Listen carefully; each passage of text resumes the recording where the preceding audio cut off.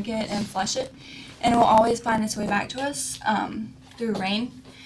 So even the act of using water begins the process that returns the water back to us.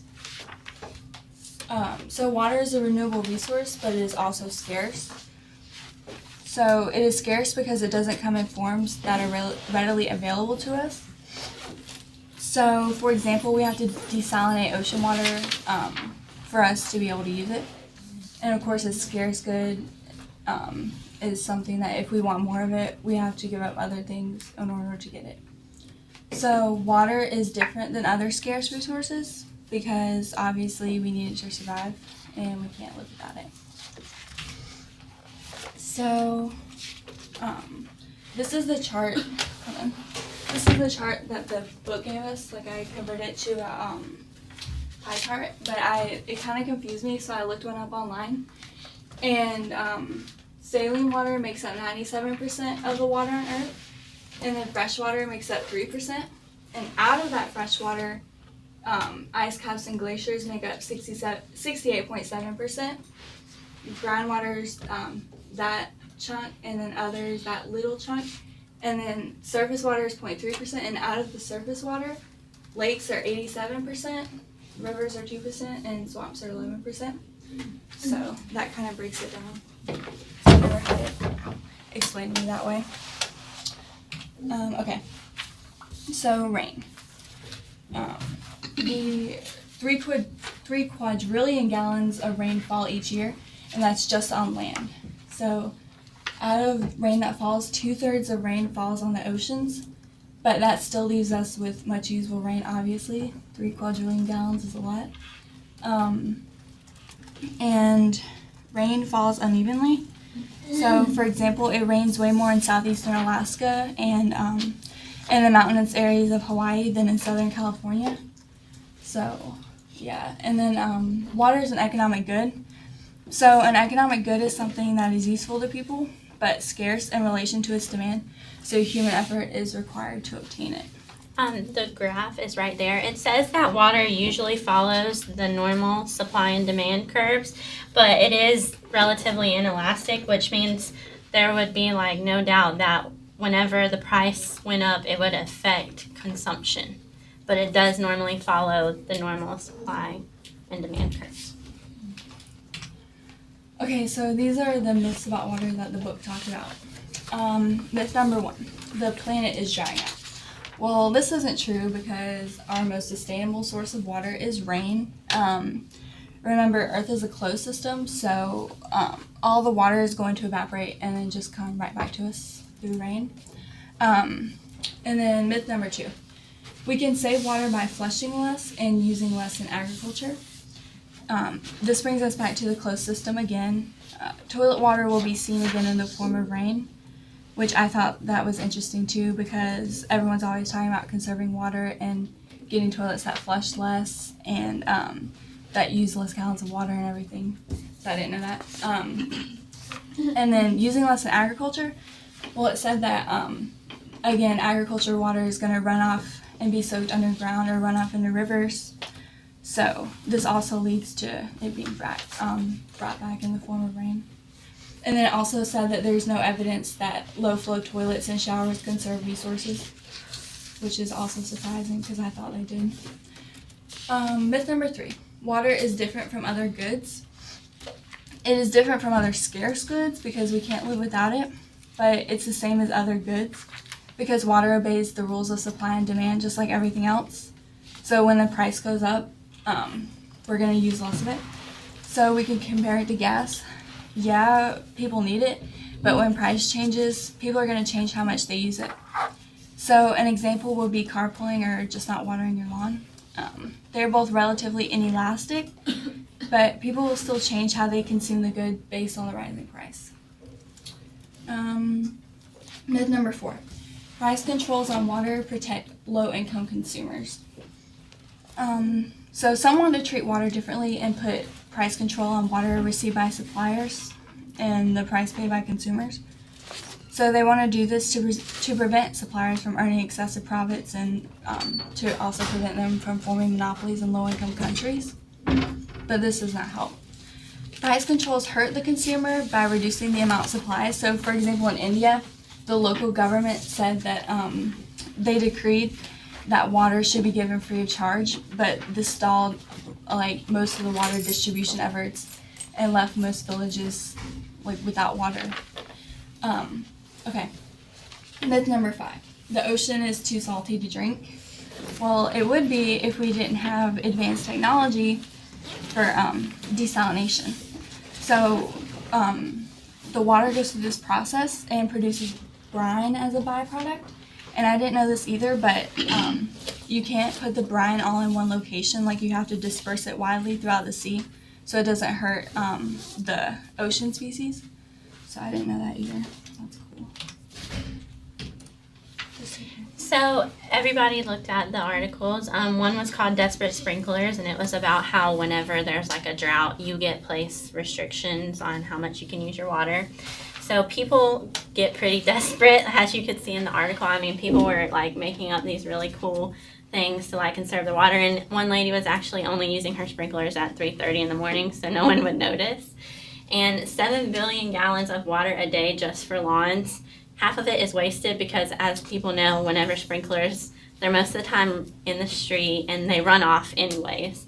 So what does that say about America? Many people in low-income countries don't even have like clean drinking water, and we, like, even if there's a ban or a drought, we still feel the need to have like a pretty green lawn, and we'll do whatever it takes to get that. So it's pretty extreme.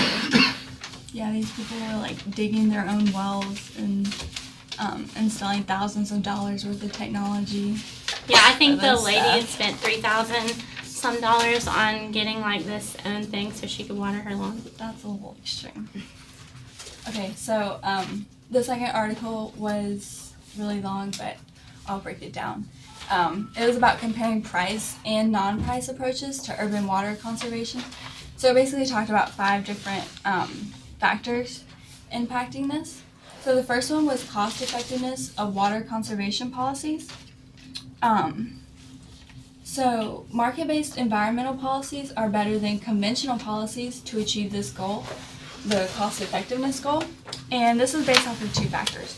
The first one is people have the ability to choose which restrictions they implement on their water use based off of higher price rather than restrictions. So for example, if you put a restriction on lawn watering, people who are really hardcore about watering their lawn are gonna like break those bans anyway.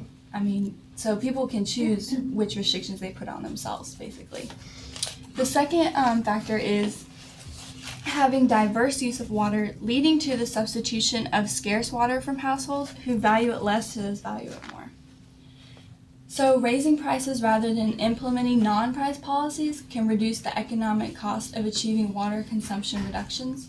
So they basically said that raising prices is better than non-price policies for the cost effectiveness goal. The second factor is predictability in achieving water conservation goals. So they found that there were low rates of compliance with traditional quantity-based regulations with the non-price policies. Most enforcement was weak with regulations, so people didn't follow the regulations very well. Neither price nor non-price demand management programs have an advantage for predicting water demand reductions.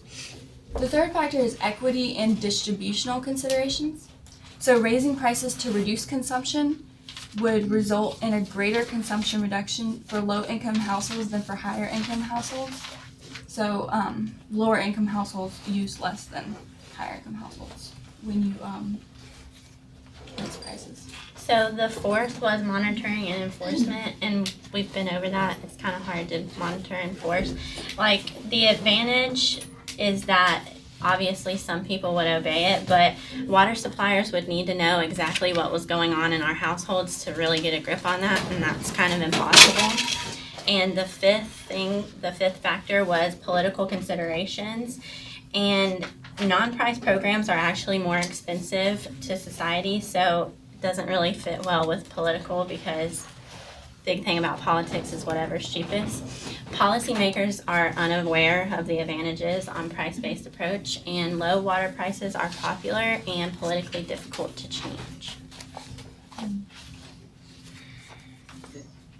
So, do you want me to go first? Yeah. So we're going to start the discussion questions now. Discussion question 1 was, how much water do people need? Is your answer the same if you have to pay the water bill? Well, my dad has a definitely different opinion on how much water we need than we do because he pays the water bill, and he's always like, "You're wasting water. You know that costs me money." And even though water is cheap here, we do have to pay for it. So I think it does change based on whether we're paying or not, or how much we're paying. Yeah. Sierra? I think I agree with her about how with everything though, like the more you have to pay, the less you think you're gonna need it. So I think your opinion will change the more you have to pay for it. And I mean, we need water. You can't deny that. But I think with what we have to pay, how much we need it will change. So not to beat a dead horse, and I completely agree with both of them, but we used to live in Connecticut and we had oil heating, and one winter our pipes froze. And in order to fix it, they had to turn the water off for the whole house for like a week and a half, I think, and in the middle of winter. So we ended up having to buy gallons from like Walmart. That's a lot more expensive than just, So the amount of water we needed severely decreased than like when we had to pay the bill, It's just I would say that it's just, I believe I read this in like the first article or something, but they say that like our overall need as humans for water is inelastic because we all need water to survive, but based off of like the price, our consumption of it is elastic because if we're paying for it, then we can definitely adjust how much we use. Coming from somebody who grew up in a house with a well. No. I know that struggle. Yeah, sometimes, it's not even if you're technically like paying for water, because technically we're not really paying for water because we got a well. Mm-hmm. But even that fact being, my growing up, my parents and all were really anal about the water because even though you're not technically paying for it, if you keep on using indiscriminately for apparently no reason, you're going to dry up your well preserves, and then you have to dig another well, which is a lot of money. Yeah, and you have to buy those salt things to like clean out your well. It's ridiculous. Where I used to live, like in the community, we all paid like the same for utilities, except if you use less than the average of everyone else. And if you use less, they sent you a check. So my mom always said, just turn everything off and don't use everything, because she always wanted the check. That would be pretty cool. That's kind of what I was going to say, how like when you have the incentive to like save water, you realize you don't necessarily need to use as much as you're using. So if you're going to get that refund check, or you're going to get whatever, you're going to realize that the incentive is, cut water costs because you don't need to keep the water running while you're brushing your teeth. Yeah. That question right there reminded me, did anyone here when you were growing up watch the show Everybody Hates Chris? Yeah. That reminded me of the dad so much, where he's like, you don't really need that. That's like 13 cents worth of cereal there. You don't need to be wasting it. So whenever you're the one paying for it, you're like, that's 12 cents of water you just wasted right there.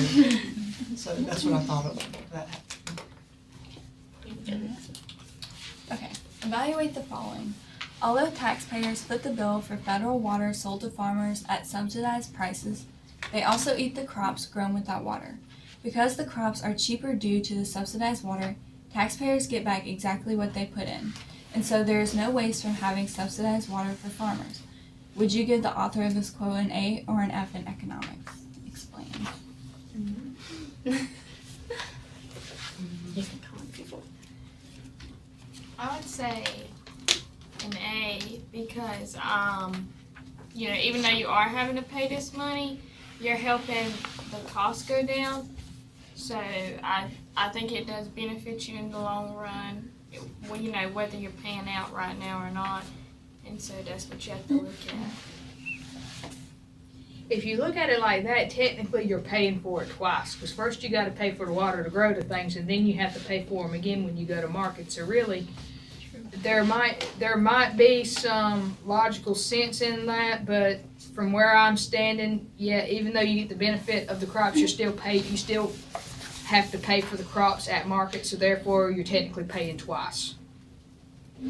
I would say, I'm kind of on the fence about this. I would say if I had to go towards one, I would say an F actually, because some people it would be a lot harder for them to pay the same amount as someone like in the lower class than someone in the middle or upper class, and they also aren't reaping the benefits of it as much because they can't go out and buy fresh fruits and crops or whatever from it because they don't have that much money.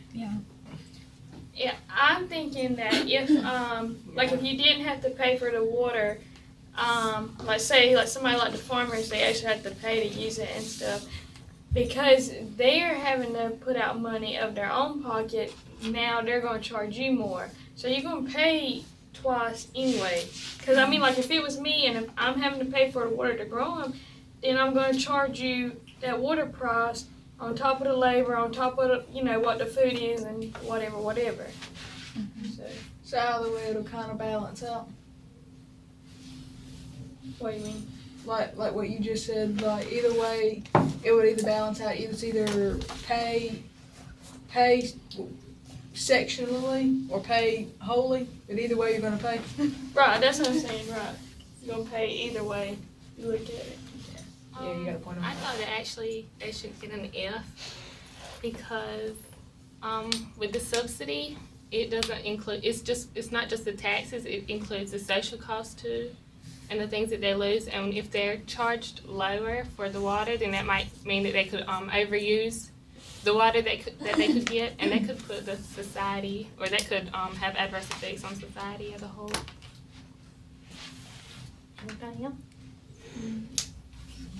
Yeah, I don't know if I completely understand how it would work, but I know we've talked a lot about, artificially manipulating the market and how, they're not gonna, if they're being subsidized, they're not, they don't know the true cost of creating the crops, and so there's gonna be either too many crops or probably too much harvest. I don't know how to phrase that. Yeah. Yeah, there's gonna be a surplus that is actually detrimental to the market and to the amount of water they use. I just wanted to hear what that was. Yeah. I'm gonna say something anyway. Okay, so there's a couple of things going on with this question, okay?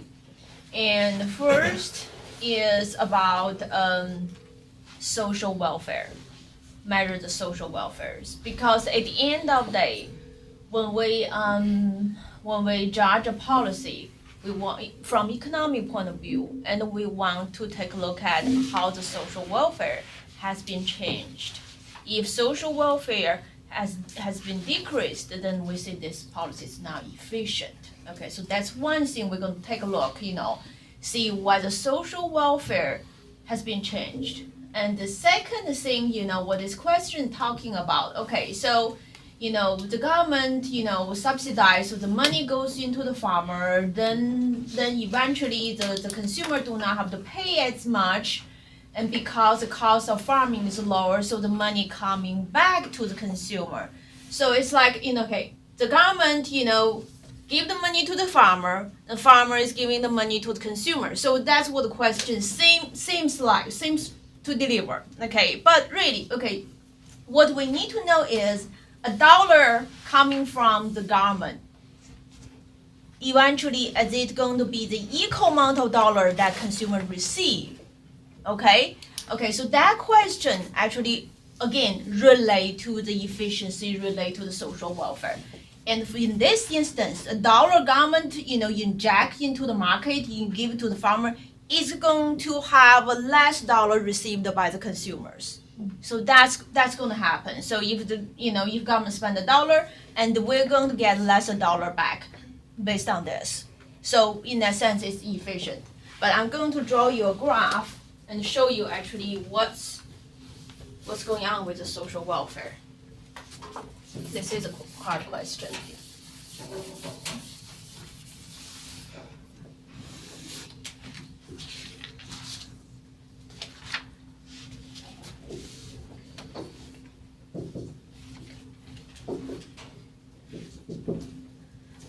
Okay, so let me ask you this. Okay, when subsidizing happens, is this a policy like a price floor or price ceiling?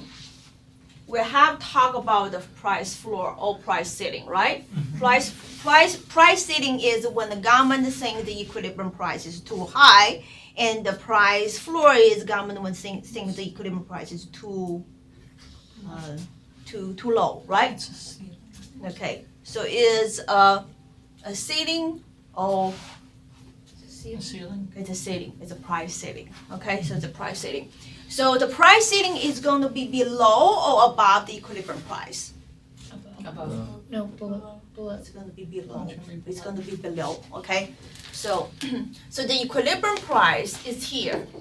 Okay, so if say the government does not intervene in this market, and that's what we have: equilibrium price and equilibrium quantity of the agricultural products produced. Okay, all right. So, and if there is no government intervention, how do we measure the efficiency? How do we measure the social welfare generated in the market? Okay, so the social welfare includes two parts. One part is you gain as a consumer. You gain satisfaction from consumption. So you gain is called consumer surplus.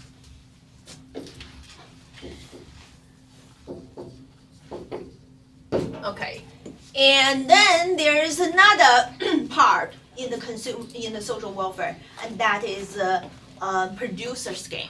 It's profit made by the producer, and we call it producer surplus. So if the government does not gain any revenue, in this case, the government really does not collect anything, does not collect tax, right? Okay. So if the government does not gain anything from it, and then the social welfare just includes these two parts, okay? And now let's take a look at this graph, okay? So where is consumer surplus? Consumer surplus is determined by the demand and the market price. If the market price is here and the demand is right here, then this area here represents consumer surplus. So represent, consumers' gain from this market. Okay, and how do we determine the producer surplus? Producer surplus is determined by the market price and the supply curve.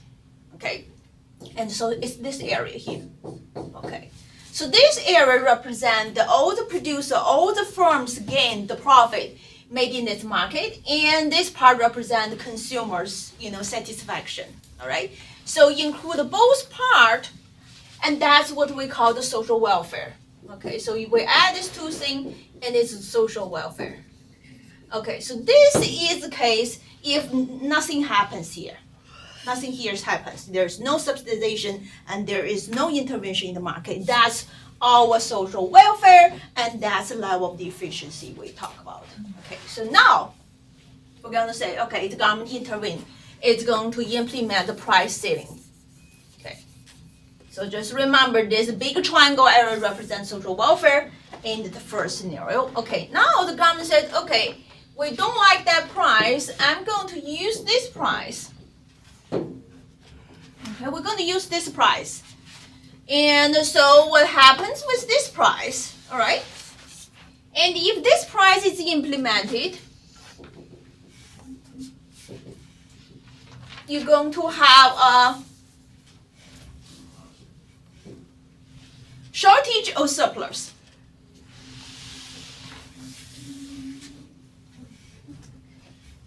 You're going to have a shortage or surplus. Would you have a surplus? Look at the graph, tell me it's shortage or surplus. This is the quantity supplied.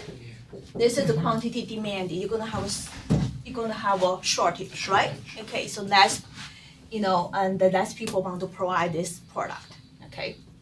And so what, now how do we measure the social welfare, okay, with this shortage in place? Okay, so now what we're going to do here, we're still going to use the demand and the supply. But now we know this is actually the quantity traded because there's this many consumer who want to have this water, okay, and could not get it.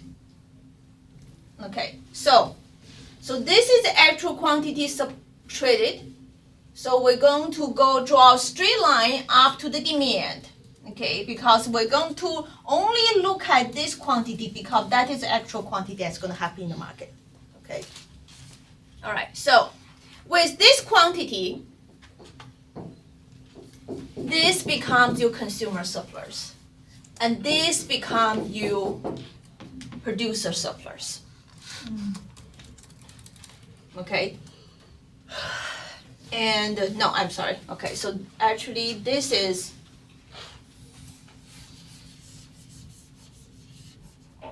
so this is actually this is your consumer surplus. Because the farmers do not have to pay as much, they have to, they don't have to pay as much like the before, so the surplus is going to be bigger. But the producer surplus, the supply of the water is going to be much less. The supply of the profit is going to be less. So now, and this part, the producer's profit is much smaller, but the consumer's surplus is much bigger. But there is a difference here. Do you guys see this difference here? This is the difference of the social welfare, okay? And this is what we call the deadweight loss. So this deadweight loss is purely derived from this price setting policy. So because the price setting policy, because the intervention in the market, and the part of the social welfare that was originally there is going to be lost in the society. So this is actually the theoretical rationale behind this subsidizing and price floor or price setting policy. So whenever you're going to have a policy like that, and you're always going to have deadweight loss, you're going to always have the loss of efficiency. Okay, yeah. But the reason those policies are still in place in a lot of areas because there is other concerns, in addition to the social welfare. The other concern is equity and social impact. So those are different from the economic impact. The economic impact is actually is not positive, but there's some other social impact which is positive. Okay, but if we just talk about economics, and that's the impact of it.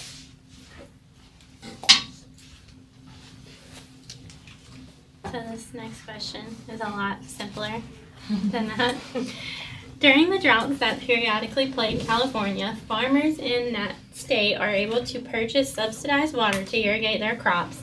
At the same time, many California homeowners have to pay large fines if they water their lawns.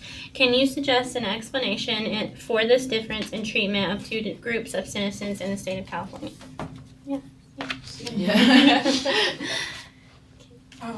Well, like watering your lawn is like a personal benefit, and farmers like kind of need to grow crops for us and themselves for income. I agree with what she said.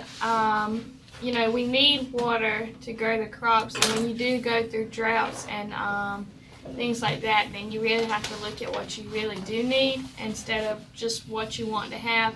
And so watering a lawn is wasteful, and you don't have to do that, but we do need water to grow crops. So, Jada. I also agree with them, and I think that watering your lawn, it would not bring like a benefit to the economy, but the farmers do bring a benefit to the economy, so that's why it's a difference. I think it goes along with the idea of social welfare. They're contributing to society more than somebody watering their lawn.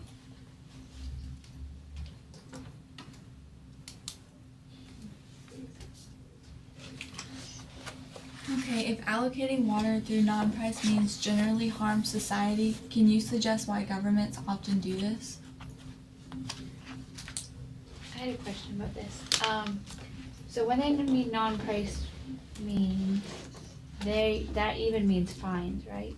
I think that's the restrictions in the Restrict- ban, Yeah, right? restrictions. Restrictions, yeah. Because it seemed like in that article, and I should have asked this before when you were kind of on the subject, but it seemed like in that article they were including, like, I guess I was just confused about how do you enforce regulations and restrictions without having fines? Like, how were they doing that? I didn't understand that. I thought fines were included in that. So from what I gathered from that, it was like in this first article, they were talking about like it was a restriction and bans, but in the other article, they were saying how when they employed the non-pricing management, a lot of times it, like when people didn't listen, they had to enforce the price management. So like the restrictions and the bans were the non-pricing, and then in the case of the woman who's watering her lawn, when she's not listening, then they employ fines. Okay. But like the non-pricing is the first course of Because in the first article, it seemed like there were fines in the first article, right? Yeah. And in the second article, it seemed like they were saying, well, even though there's fines, when we talk about like price management, that's like raising the cost of the water. Right? Yeah. Yeah. It was the second article compared how like it kind of isn't like it's reversing what they tried to do by making the price go up, and the first one kind of does the same thing because even though they were banning it, there were still people who were like not paying attention to And it. it wasn't conserving the water. So even though they had fines, it still wasn't as effective as having a price. Right. Yeah. Okay.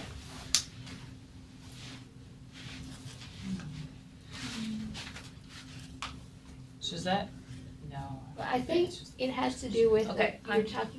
I want to answer your question here. Okay, so when they say the price, non-price, does not mean there is no price in there. Like you're talking about a fine, okay? Like if you're not disabled person, you park your car there, they're gonna charge you $250. That's a fine.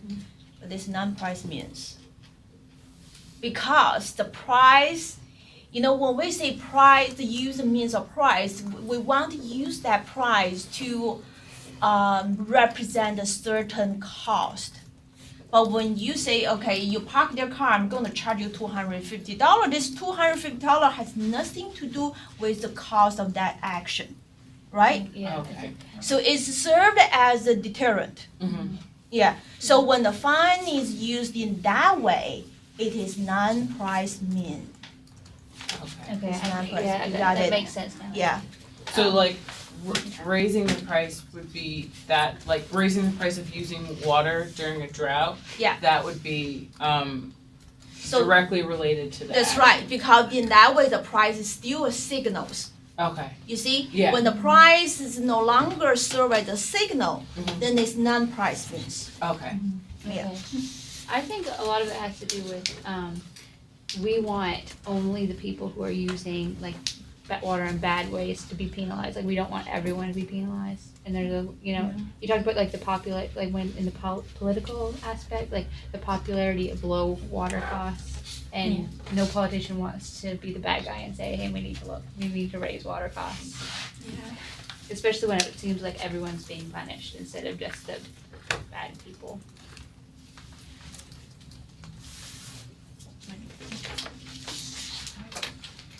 Okay, so consider two otherwise identical communities, call them P and N. Suppose that in P, all homes, apartments, and businesses have meters that record the usage of water. In addition, the users of the water must pay more when they use more water. Thus, water is priced like most other goods.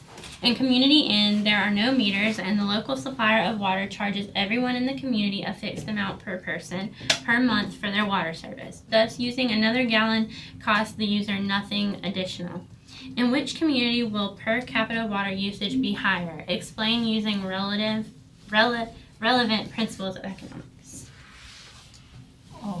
Well, in the community and they'll have more usage per person, because they won't have the incentive not to, because in the first community, they have an incentive not to use as much water because they're having to pay for every drop they use. So, and they won't use it. And they don't have that, so they'll use more. This kind of reminds me of parking meters versus parking lots. Because there's some places where you go and you have to park your car, and if you don't go out there so often, they'll tow your car. But at the same time, there's also parking lots where you can go and you can park your car there and pay a price and park there the whole day, and you don't have to pay anymore. So, but that kind of what's that reminded me of. But yeah, I agree with him when it comes to that. The if you have to pay like by like how your usage versus just a bulk price, you're going to probably use less water for the usage versus the bulk, because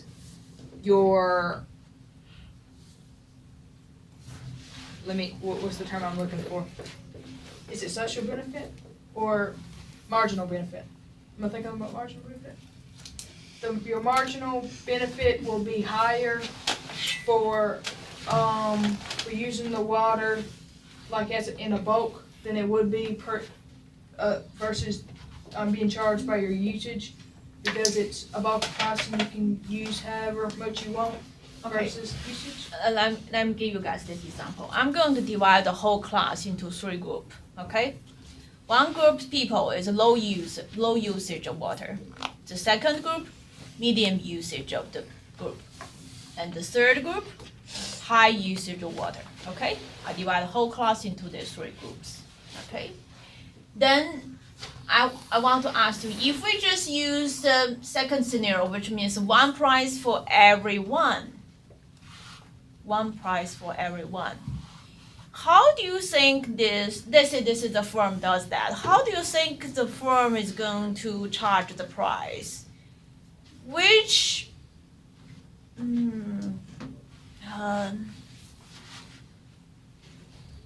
customer, which group they more likely going to be? How do I ask that question? Would it be like which group would they base their price off of? Like, Yes, that's right. Which group you think they're going to base their price off? That's right. Yeah, that's one. The highest group that uses the most. The highest probably. Like, so they're paid. If you charge to the highest group, everybody's at least paying their worth of what they're using, and then the people below them are going to be paying a little extra. Whereas, like, if you were to charge to the middle group, you're only covering the first 2 groups, but then the high group is using a ton of water for a lesser price. But if they do it on the middle, it would even out more, because what the higher people are paying would go towards, or what the low amount people are paying is going towards the higher. Yeah. Like, if they would do it in the higher, I think just because they would be interested in making more money, but I think even if they did it in the medium, it would work out. Like, it wouldn't be fair to those paying the lower amount, but it would balance itself out. Yeah. If that makes sense. Yeah, I kind of am with you on that note, because I think even if they did go and take a survey of sorts to figure out the water usage, the people who use more water would drive your average up. So even though you trying to get like the average group, you end up getting towards the higher end because of the differences.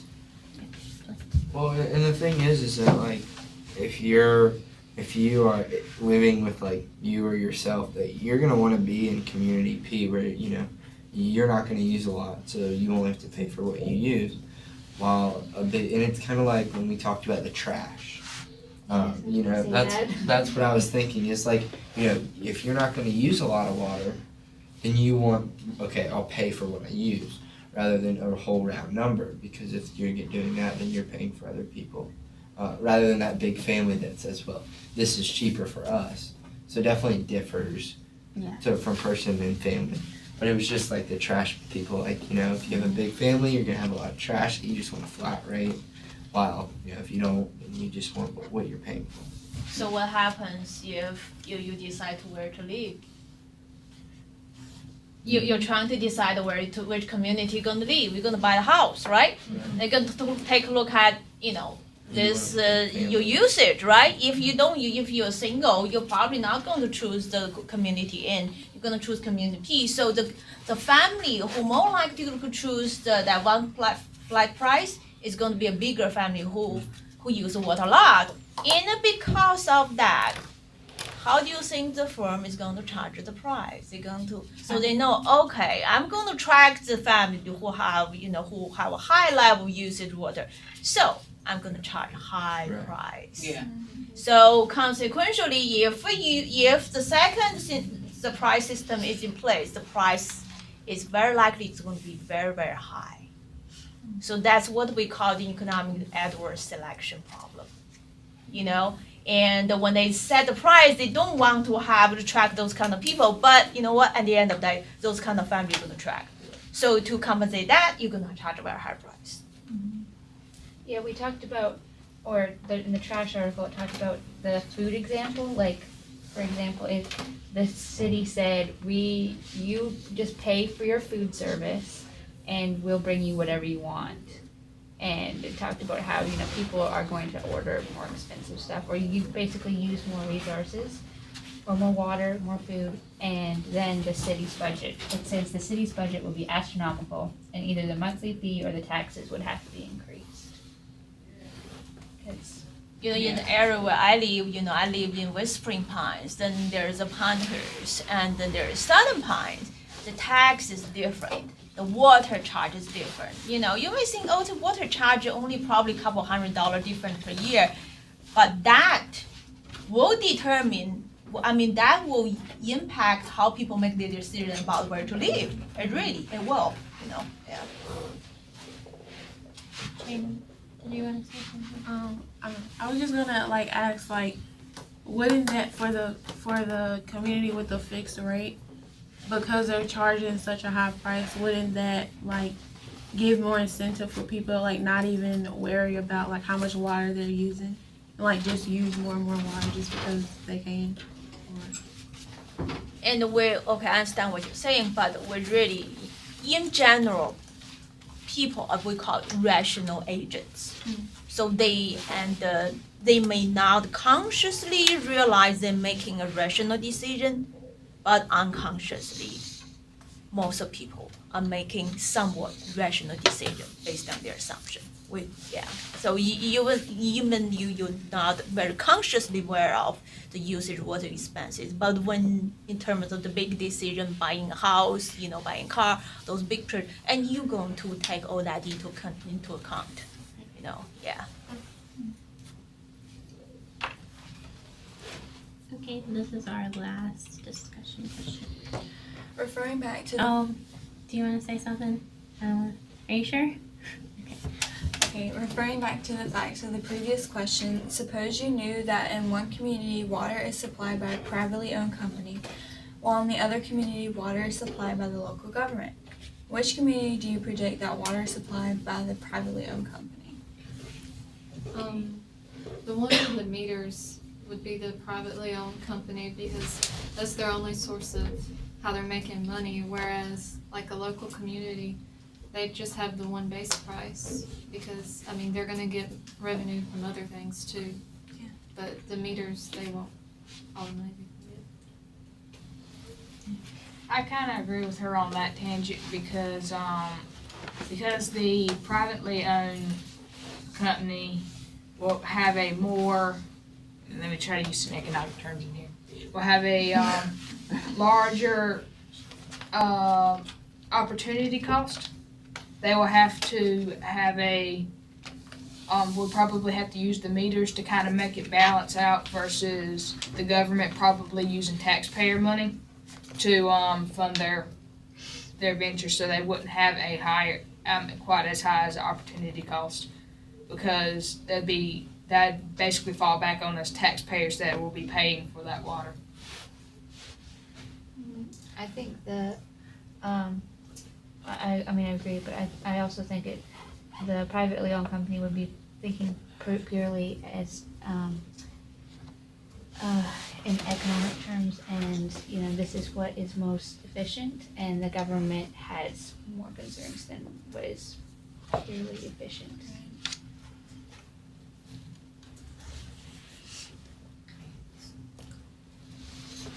That's the fattest discussion we've ever had, right? Like when we rehearsed it, it took longer for us to read through the I slides. did a good job. Yeah. Well, and the week ago, and we talk about globalization, and I talk about the trade. Remember, we played the game. I mean, one of you is Tom, the other one's you, Colleen. How many of you were here? Or that is the coconuts and the fish. Yeah, coconut and fish. Okay, so a couple of you were not here. So we played the game, but I really did not review the answer. Some of you already come up with the price of trading, right? So since some of you were not here, and I'm going to kind of repeat what we did here and let you continue, because I think only 1/3 of you have come up with the price of trade, right? Do you guys remember that? Yes. Okay, so I'm going to explain one more game what we did here. It was Tom and Colleen, right? Huh? Tom and Colleen, were those the names? Tom and Colleen. That's right. Tom Coconut and and Colleen. fish. The coconut and fish. Coconut and fish. Okay, so we're talking about that class. We're talking about international trade, and what I want to achieve in the end of that game is to make you realize how those price of exchange has been determined. Okay, so the example used in that is that movie. The movie Castaway, right? Okay, in the movie Castaway, Tom Hanks was left on this remote island trying to survive, and what he survived on is the coconuts and the fish. Okay, and he was the only person on the island. But I say, okay, let's give him a partner. Okay, so I give him another partner called Colleen. Okay, Colleen is stronger woman, can produce much more and can do much more within a day. Okay, so the setup of the game is setup of the situation is this. Okay, so Tom can use his energy and strength and resources to do this two activity. One is gather coconuts, and the other one is catching fish. Okay, if he spend whole day long on gathering coconuts, he can gather, I think it's 8 coconut. 8, right? 8 coconut. So if he spend all his energy, nothing else, but gathering coconuts, he can get 8 within the whole day, 24 hours. Or if he want to spend all his resources and energy on catching fish, he can catch 4 fishes. Okay, so this is 8 coconuts, all 4 fishes. Okay, so the trade-off between the coconut and fish for Tom is what? 2 coconuts for 1 fish. So if he want to gather 6 coconuts, then he would have the resources to catch 1 more fish, right? And if he want to gather 4 coconuts, then he would have the resources to get 2 fishes, right? So that's the trade-off. All right. And then we have Colleen. Okay, Colleen is superwoman. She can do better than on both. If she spend all her resources on gathering coconut, she can gather 10 coconuts. Okay, or she can gather 10 fishes per day. Okay, so the trade-off for Colleen between these 2 productions is 1 to 1.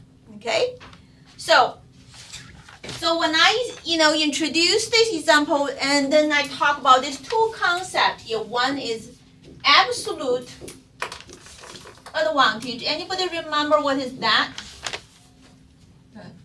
Absolute advantage, then comparative advantage. Absolutes.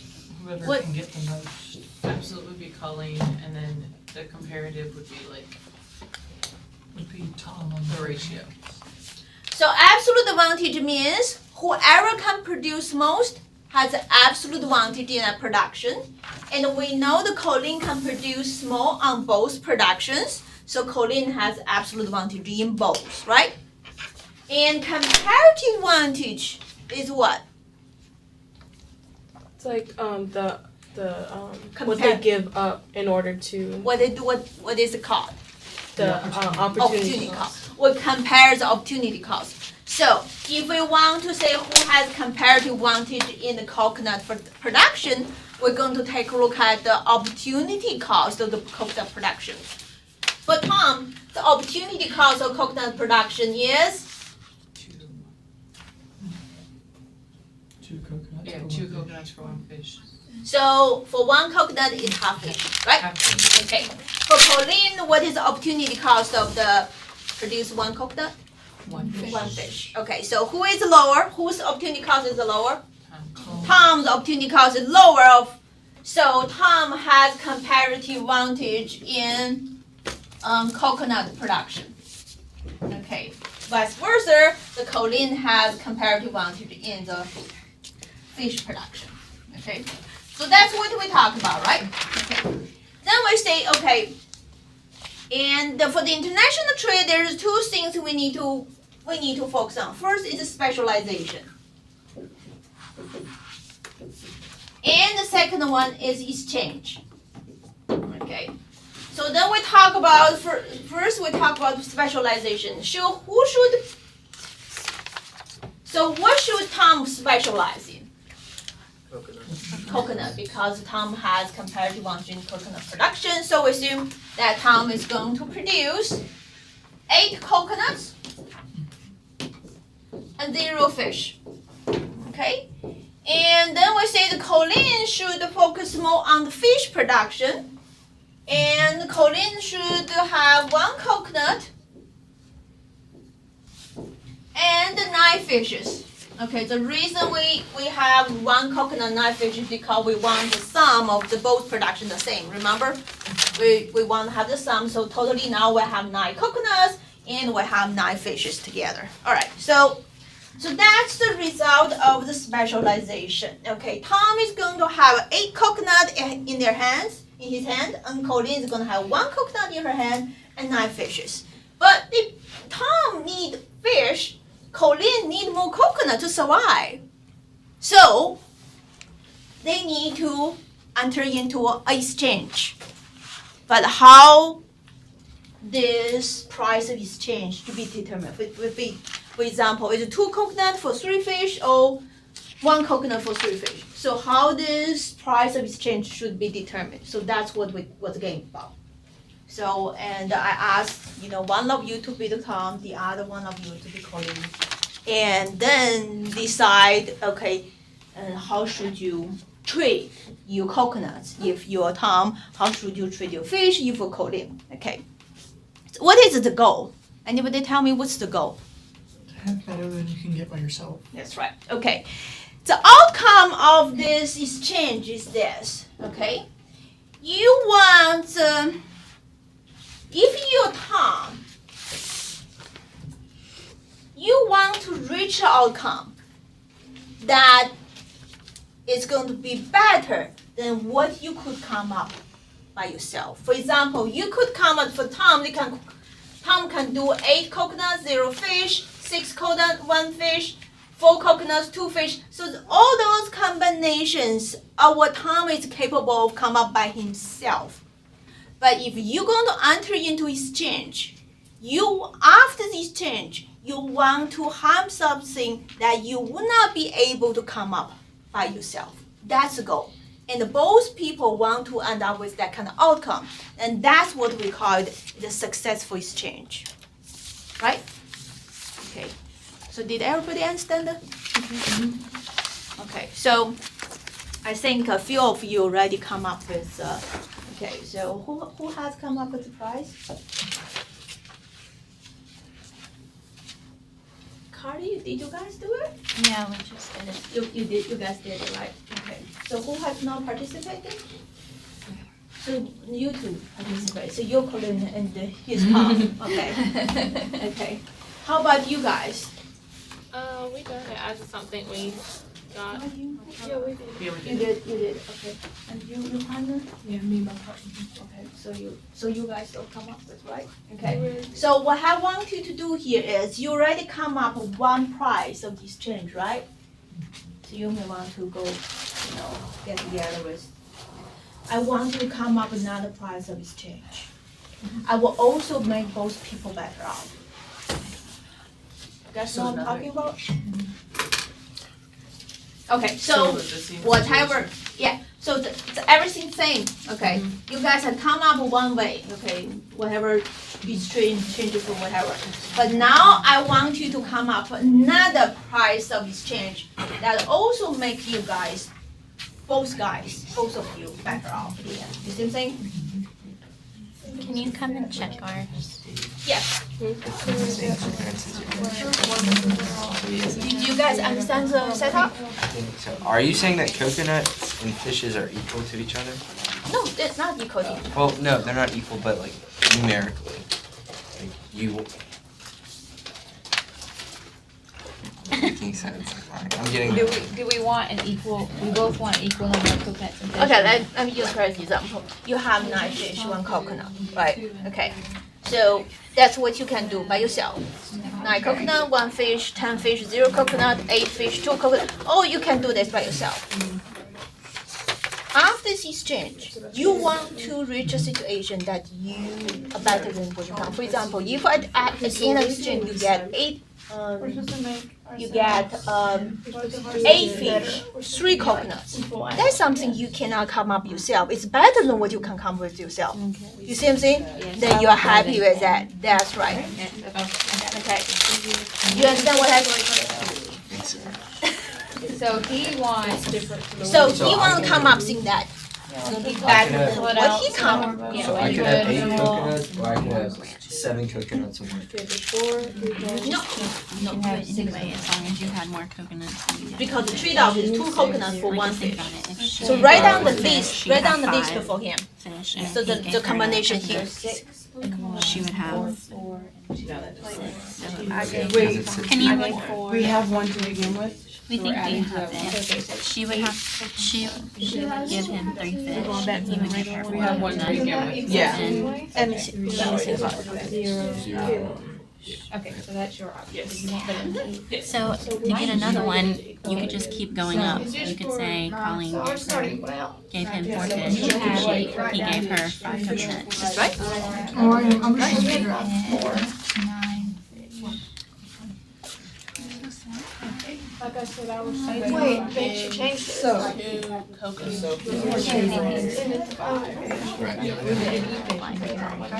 I forget how it affects. So, Like if you get children, remember last time you're gonna want. Yeah. You're gonna end up with less fish and coconuts. But more fish. And since this is a 2 to 1, I'm gonna want at least double the amount of coconuts. Right. So like if I give you 4 coconuts, I'm gonna want Who are you? coconut food. No, if you give me you have 5, you have more than that. If you do, I can't. because 8 I was doing So if I gave you, So what you want is change. so you have 9 fish. If I have to write out on my history notes, I read through all of them because I cannot stand it. So that's what you want to say. I don't care. It's Same such thing a for I'm crying. I'm crying. And you want more than 2 fish. Right. So if I give you Katie. I gave you 30. So that means you have 4. I would have 4 coconuts. And I have she would have So you think Colleen gets that? So she ends up with 7. Okay, so then I would have 4 coconuts. And Oh, she had 1 and 9. I was like, which is more. So we're just trying to get it to even out again. she ends up with what would 7. happen? Not even alligators. Mole. He isn't better off Okay, because well, he options gave five. look, originally he could get 8 coconuts for every 4 fish. And this he's getting 4 fish and only 3 coconuts. He could do better than that by himself. I'm trying to rack my brain. Maybe. Yeah. I had two. That's the most. That's like. Maybe you have to go down to make it better. Okay, so how much do I need to do? So instead of 4 fish, only You cannot 2 do fish. any more than 1 fish. 5 max. I've seen that. So I need 41. Okay. So then So if we give him he Because if you gave me one, 3, you gave one me. fish, then we're left with. I'm looking at it sideways. Here. So you gave me 2. One fish. I'm gonna, every I'm gonna give He you gives us 2. 3, so he would be in between. So why didn't you just He give had me 5 right there. So I'm gonna do 3 fish. And You have you've already given him 1, so he would have 2 fish. And I have Whereas on his own, he'd only get 6 coconuts. And on our own, 8 fish, I'm the same 2 coconuts. because I have 10. Got it. got a second Not place. right If you go up. Okay, so what is 5? So it would be Oh, that would put me. solely 3 on the. Yeah, but still more, because yours would be 6. The most fish that Okay, so I what give is, you you to Tom gave me, still He not needs equal. to- I already knew Tom used 2, and like if she were to give 4 fish to Tom, she would like make yeah, it we can put in, we could actually put in 5. If you were to give me This would give him 4 fish. I mean, no, sorry. No, 3 for 1. 5.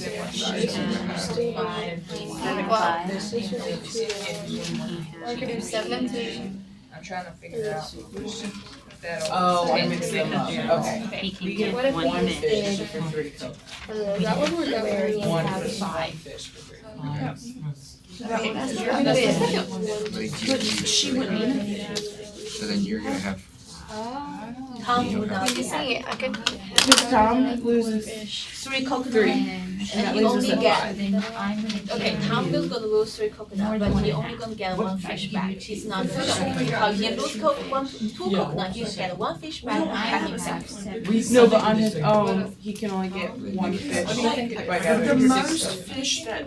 Oh, so yeah, 5 is fine. Yeah, okay. Yeah. 5. So I have. We figured out the first one. Okay, what if Second we one go is to the last one? 20. Okay, so Alright, this is what they can get alone. 3 coconuts, so you're giving me 5. Your average. But this can And be this one. paid with more than normal of that. But while this number goes up, Okay, this number so goes up. if you have 3 coconuts, Is that okay? that means I have. Okay, so you're saying that they both need to get That means I better off. more than So 2.5. even though he's losing 1 on his coconuts, then what he could make by himself is getting do you 2 want to more speak another? fish. So I would get 3 You want me to coconuts. ask her what she wants to do for Tuesday? So would that be better I off? was about How many fish will how many coconuts? For this one, Except that kind of. thank you. Because I would. I mean, I'd only be getting.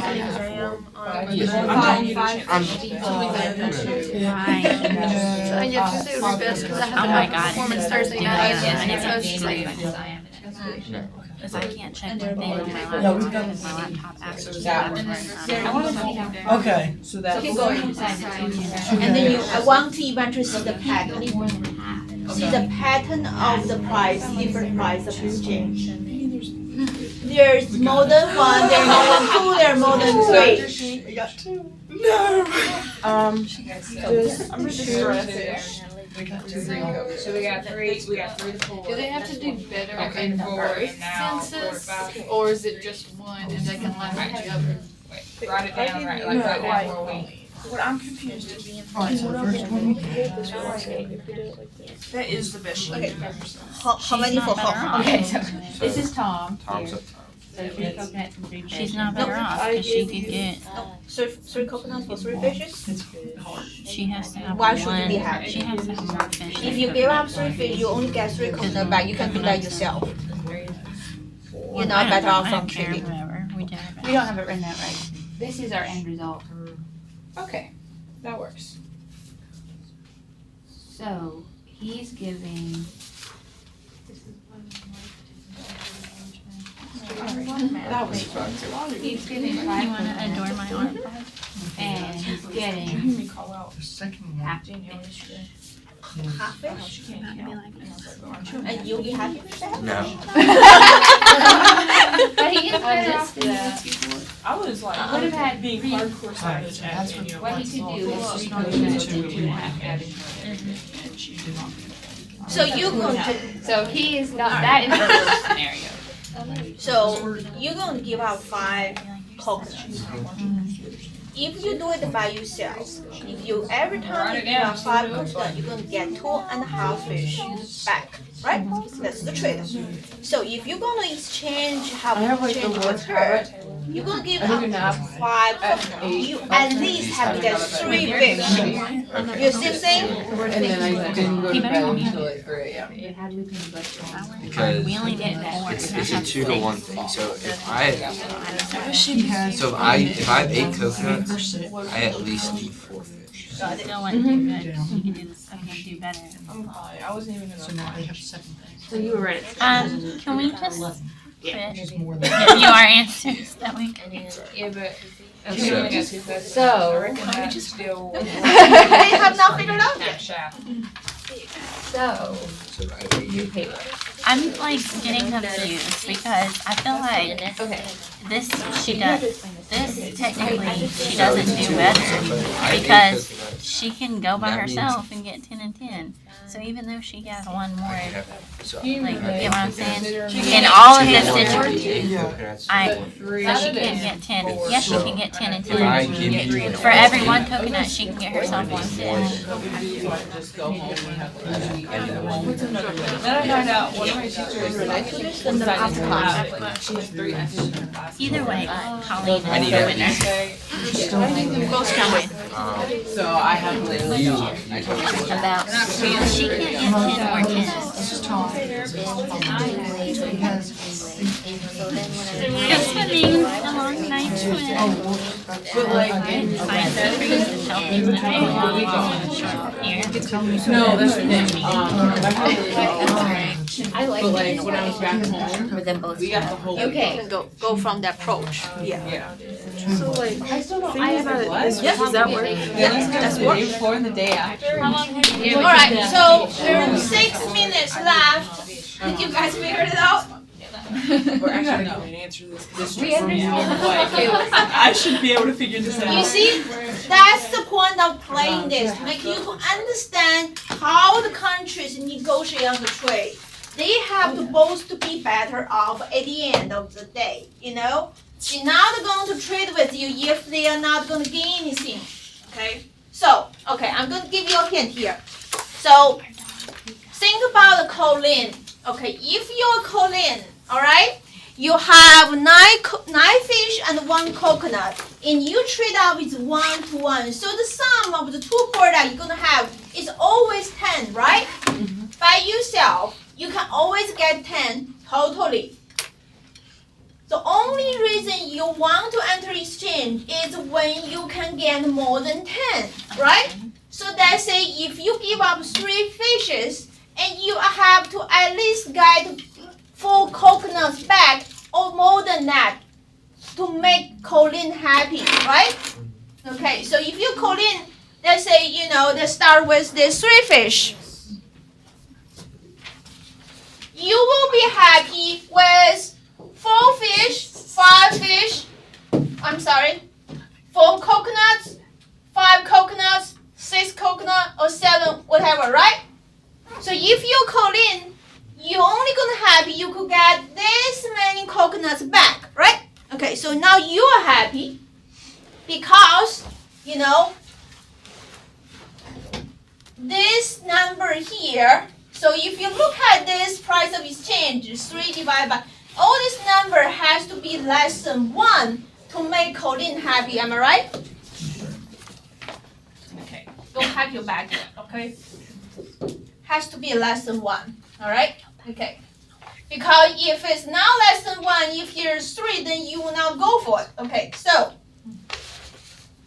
this price of exchange has to be less than 1 to make Colleen happy. Okay, so now we have to make Tom happy. For Tom, okay, Tom's trade-off is 2 coconuts for 1 fish. So if Tom is going to get 3 fishes, and he wouldn't want to give up. Okay, now you make me confused. Okay, so, okay. If Tom gets 3 fishes, so how many coconuts do you think he would be willing to give up? Do you think he would be willing to give up 2 coconuts? Okay, so do you think Tom willing to give up for 2 coconuts to get? No, I'm sorry. No. Because Colleen is not gonna happy because the coconuts the Tom has to give up must be more than 4 coconuts. Am I confusing you? Yes. Okay, all right. Okay. So we start with 3 fishes. Okay. We start with 3 fishes. Okay. So Colleen is going to give Tom 3 fishes. In order for Colleen to accept this, the number of coconuts Colleen is going to get back has to be greater than 4, right? So 4 is the smallest number. Okay. So now we're going to start with 4. If it's 4, do you think Tom is happy? Tom give up 4 coconuts, and but at the same time he gets 3 fishes back. Do you think Tom will be happy with that outcome? Sure. No. Give up 4 coconuts, but gets 3 fish back. Yes, because if he does it himself, he only gets 2 fish for coconuts, right? So he will be happy. Okay, so 4 is okay for Tom. Okay, but how about we let Tom give up even more? How about Tom give up 5 coconuts to get 3 fish back? Would Tom still be happy? With how many fish? Tom give up 5 coconuts to get 3 fish back. Would Tom still be happy? Yes or no? Yes. Yes, because based on his trade-off, if he give up 5 coconuts, he only get 2.5 fish back, right? So now he gets 3 fish back, so he will be happy. So the 5 will be accepted by Tom as well. Okay, so let's keep going. How about 6 coconuts? No, because he can do this himself. And how about 7 coconuts? No. Okay, so we know this is one possible choice. 3 over 4, 3 fish for 4 coconuts, and all 3 fish for 5 coconuts, right? Both accept the price of trade. Okay, so this is when the number of fish is 3. How about number of fish is 4? What would be the acceptable exchange?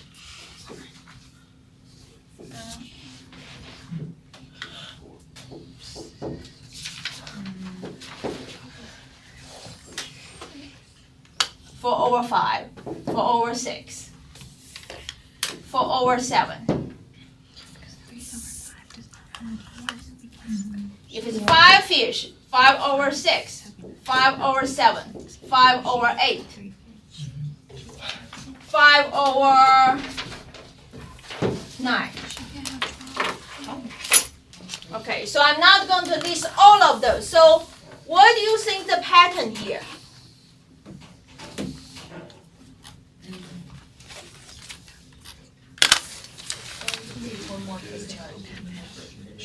I'm going to ask you to think about this. This is the price of exchange. Number of fish to trade for number of coconut has to be between this and that. As long as it's between half and 1 is acceptable trading. Because when this is satisfied, Colleen is happy. When this is satisfied, Tom is happy. So this is inequality for Tom. This is inequality for Colleen. And if you look at this is the trade-off for Colleen 1 to 1. This is trade-off for Tom 1 fish for 2 coconuts. Okay, as long as price change is between these two ratios, then this is acceptable trade. So you can come up with many different price exchange. Okay, so this is the concept in international trade. All right, so everybody get credit for Labor Day. All right, so we have not talked about Thursday. So who is going to do the presentation on Thursday? Only 3 teams left.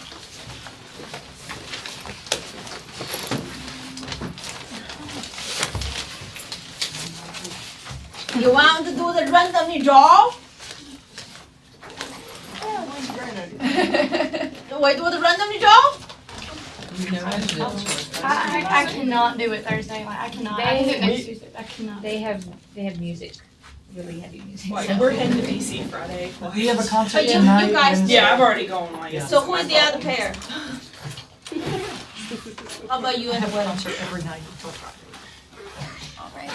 who does that? Okay. I've already cried twice this day. I don't have it. So,